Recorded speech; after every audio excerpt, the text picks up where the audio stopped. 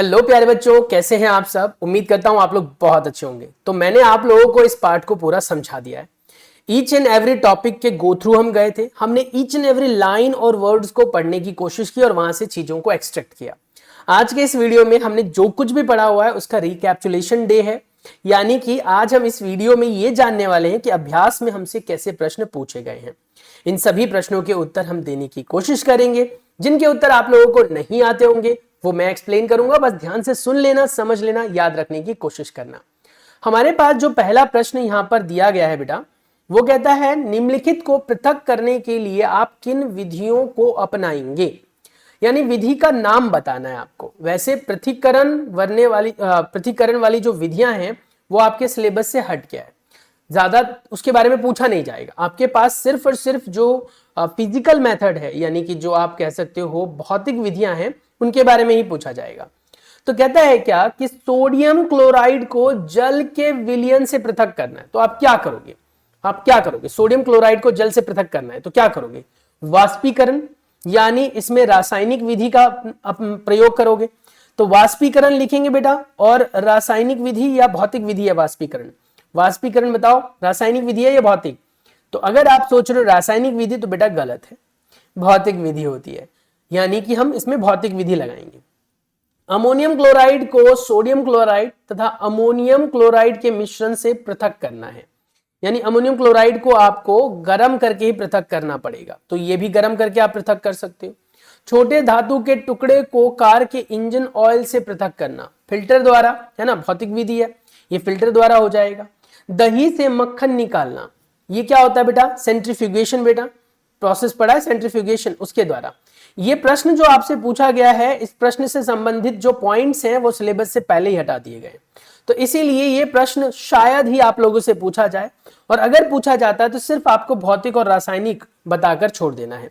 तो इसीलिए आप कह सकते हो ये एग्जाम पॉइंट ऑफ व्यू से इंपॉर्टेंट क्वेश्चन नहीं रहने वाला है।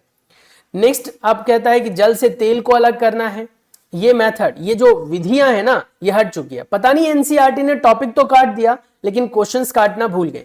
तो बेटा ये जो क्वेश्चन है ये आपके पेपर में नहीं आएगा। अगर आपके टीचर ने करवाया है तो कमेंट सेक्शन में मुझे लिख देना, मैं आपको करवा दूंगा।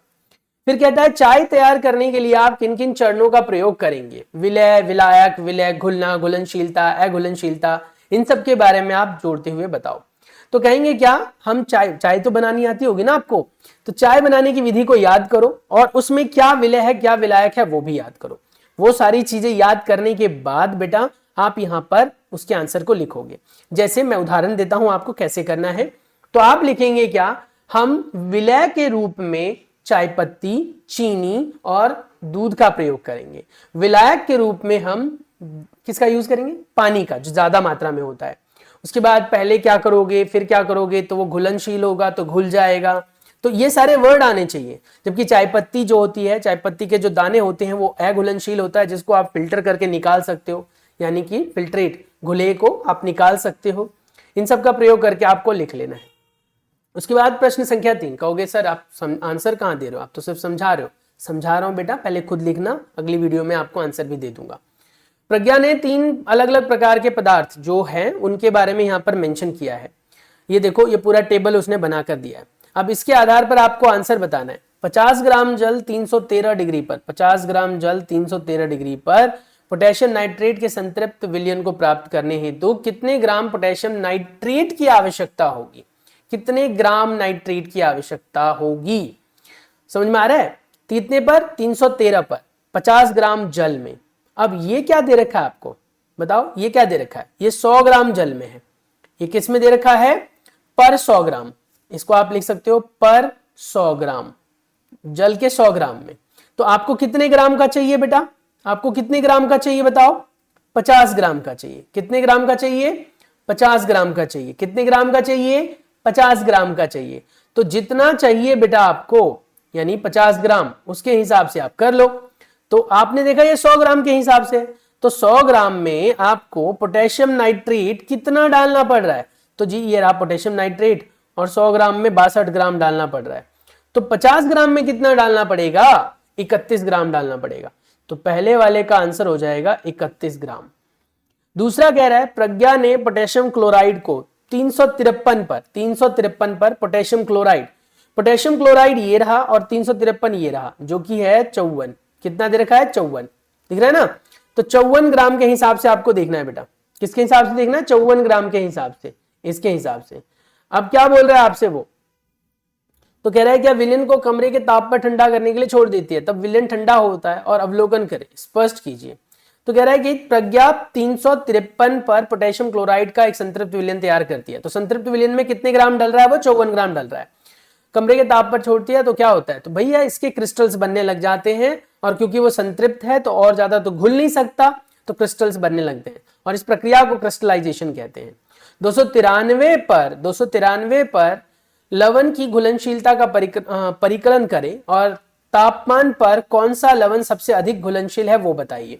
तो कहते हैं 293 वाले तापमान पर अमोनियम क्लोराइड 37 ग्राम घुल रहा है, पोटेशियम क्लोराइड 35 ग्राम घुल पा रहा है, सोडियम क्लोराइड 36 ग्राम घुल रहा है, और पोटेशियम नाइट्रेट सिर्फ 32 ग्राम घुल रहा है। तो सबसे ज्यादा घुलनशीलता किसकी होगी? जो ज्यादा घुलता होगा, ज्यादा मात्रा में घुलेगा। तो आंसर क्या आ जाएगा बेटा? जिसका 37 आंसर है, यानी अमोनियम क्लोराइड। अमोनियम क्लोराइड इसका उत्तर होगा, NH4Cl। क्या होगा? NH4Cl अमोनियम क्लोराइड का फॉर्मूला होगा बेटा। लिखना चाहते हो तो लिख सकते हो, NH4Cl अमोनियम क्लोराइड। तापमान में परिवर्तन से लवण की घुलनशीलता पर क्या प्रभाव पड़ता है? आपने देखा बेटा, उसी जगह पर 283 में सिर्फ 21 ग्राम घुल रहा था ये, और 293 सिर्फ 10 डिग्री बढ़ाने पर 32 ग्राम घुल गया, और बढ़ाने पर 62 ग्राम घुला, और बढ़ाने पर 106 ग्राम घुल गया, और बढ़ाने पर 167 ग्राम घुल गया। यानी तापमान बढ़ाने पर घुलनशीलता बढ़ जाती है। ये आपको उत्तर में लिखना है, तापमान बढ़ाने पर घुलनशीलता बढ़ जाती है। प्रश्न संख्या 4, निम्न की उदाहरण सहित व्याख्या करें। संतृप्त विलयन किसे कहते हैं? शुद्ध पदार्थ किसे कहते हैं? कोलॉइड्स क्या होते हैं? निलंबन क्या होते हैं? तो हमने इन सब के बारे में ड्यूरिंग द क्लास पढ़ा हुआ है। संतृप्त विलयन वो विलयन होता है जिसमें और ज्यादा विलय को ना खोला जा सके विलायक के अंदर। शुद्ध पदार्थ वो होते हैं जो एक ही प्रकार के कण से बने हों, जिनके रासायनिक गुणधर्म एक जैसे हों। कोलॉइड्स वो होते हैं जिनमें कण इतने बड़े हों कि वो प्रकाश का प्रकीर्णन कर सके, यानी कि टंडल इफेक्ट दिखा सके, पर इतने भी बड़े ना हो कि वो कैसे हो जाए, स्थायी हो जाए, ऑब्वियसली कि नीचे ना बैठे। तो ये बैठते नहीं है, कोलॉइड्स नीचे नहीं बैठते। निलंबन एक विलायक का अपना प्रकार होता है जो कि अपने आप में कैसा विलायक है, मतलब कैसा सॉल्यूशन है बेटा, कैसा विलयन है? असमांगी विलयन है। कैसा है बेटा? असमांगी विलयन है। निम्नलिखित में से प्रत्येक को समांगी और विषमांगी में वर्गीकृत कीजिए। सोडा जल समांगी होता है, पूरी तरीके से घुल जाता है। तो जो समांगी है बेटा उसके ऊपर मैं सर्कल कर देता हूं। ये समांगी है, पूरी तरीके से घुल जाता है। बर्फ समांगी है, ठीक है। लकड़ी विषमांगी होगा, वायु समांगी है, मिट्टी विषमांगी है, सिरका समांगी है, छनी हुई चाय विषमांगी है।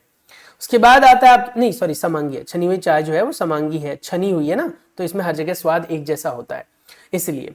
उसके बाद कहता है आप किस प्रकार पुष्टि करेंगे कि दिया हुआ रंगहीन द्रव्य शुद्ध है? तो आप प्रकाश का प्रकीर्णन करें, अगर होता है तो वो शुद्ध नहीं है, और अगर नहीं होता है तो वो शुद्ध है।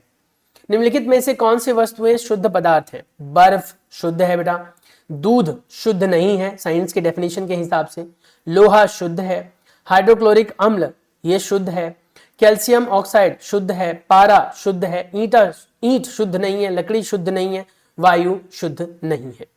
उसके बाद कहता है निम्नलिखित मिश्रणों में से विलयन की पहचान करें। विलयन कौन सा है? मिट्टी क्या है बेटा? ठोस विलयन है? नहीं, क्योंकि इसकी मात्रा अलग अलग होती है। समुद्री जल हर जगह लगभग समान है तो विलयन होता है। वायु विलयन है। कोयला बताइए विलयन नहीं है। सोडा जल विलयन है। इस प्रकार से आपको ढूंढ कर बेटा उत्तर लिखना है। आप ट्राई करना, नहीं आएंगे तो बेटा मैं आप लोगों को अगली वीडियो में बताऊंगा। फिलहाल के लिए इतना ही, मिलते हैं नेक्स्ट वीडियो में, तब तक के लिए stay tune, take care, bye bye. आप बोलोगे बाकी क्वेश्चन तो सर आपने कराए नहीं। आसान है, मुझे आप पर भरोसा है, आप कर सकते हो, इसलिए छोड़ा मैंने। बाकी एज अ होमवर्क इसे ट्रीट करो, नहीं आएगा तो अगली वीडियो में डिस्कस करेंगे। या फिर आप मुझे कमेंट करके बता देना। निम्नलिखित में से कौन कौन से परिवर्तन रासायनिक है, इनमें से बताना है कौन कौन से रासायनिक है। हमने पढ़ा था रासायनिक परिवर्तन क्या होता है, जो पुनः अपनी पुरानी अवस्था में नहीं आ सकते। जैसे पौधे की वृद्धि एक रासायनिक परिवर्तन, दोबारा छोटे नहीं होते पौधे। लोहे में जंग लगना ये रासायनिक परिवर्तन है। लोहे के चूर्ण तथा बालू को मिलाना ये एक अपने आप में भौतिक परिवर्तन है। खाना का पकना रासायनिक है। भोजन का पचना रासायनिक है। जल से बर्फ का बनना, तो बर्फ से जल दोबारा बन जाता है, तो ये अपने आप में भौतिक है। मोमबत्ती का जलना रासायनिक और भौतिक दोनों है। उसके बाद कहता है क्या, यहां पर आ जाओ, निम्नलिखित में से तत्व यौगिक और मिश्रण में वर्गीकृत कीजिए। सोडियम अपने आप में तत्व है बेटा, टी लिख देता हूं। मिट्टी अपने आप में मिश्रण है, एम लिख देता हूं। चीनी का घोल अपने आप में यौगिक है, तो वाई लिख देता हूं। ऐसे ही चांदी अपने आप में तत्व है। कैल्शियम कार्बोनेट अपने आप में यौगिक है। टिन अपने आप में बेटा यौगिक है। सिलिकॉन अपने आप में तत्व है। उसके बाद आगे आ जाओ, कोयला, कोयला क्या है अपने आप में बेटा, यौगिक, यौगिक बोल सकते हैं कोयले को, है ना, उसमें सभी चीजें फिक्स अनुपात में होती हैं, या मिश्रण भी हो सकता है, लेकिन हम यौगिक को किस में लेंगे, सॉरी कोयले को किस में लेंगे, यौगिक में डाल लेंगे। वायु क्या है अपने आप में, यौगिक है। साबुन क्या है अपने आप में, यौगिक है। मीथेन अपने आप में क्या है, यौगिक है। ये सब यौगिक है, ठीक है। और जो कार्बन डाइऑक्साइड है ये भी यौगिक है। रक्त के बारे में क्या ख्याल है, कमेंट करके जरूर बताएं मुझे कि रक्त के बारे में आपका क्या ख्याल है। कुछ अगर मेरे से गलती हो गई हो बेटा तो सॉरी फॉर दैट, आप ट्राई करना, नहीं आएंगे तो मैं आपको बताऊंगा अगली वीडियो में। फिर आगे कह रहा है कि निम्नलिखित में से कौन सा टिंडल प्रभाव दिखाता है, जिसके कण बड़े होते हैं दिखाता है। नमक का घोल नहीं दिखाएगा क्योंकि ये समांगी मिश्रण दिखाता है। दूध दिखाएगा, विषमांगी मिश्रण है। कॉपर सल्फेट का विलयन समांगी मिश्रण है, नहीं दिखाएगा। स्टार्च का सॉल्यूशन दिखाएगा क्योंकि ये विषमांगी मिश्रण है। अब तो आ गया ना समझ में कैसे करने हैं क्वेश्चंस। तो चलो मिलते हैं नेक्स्ट वीडियो में, तब तक के लिए stay tune, take care, bye bye. पहली बार आए हो चैनल पर सब्सक्राइब करके जाना, अगली बार फिर से मिलेंगे आप लोगों के साथ अच्छी वीडियो में। Take care.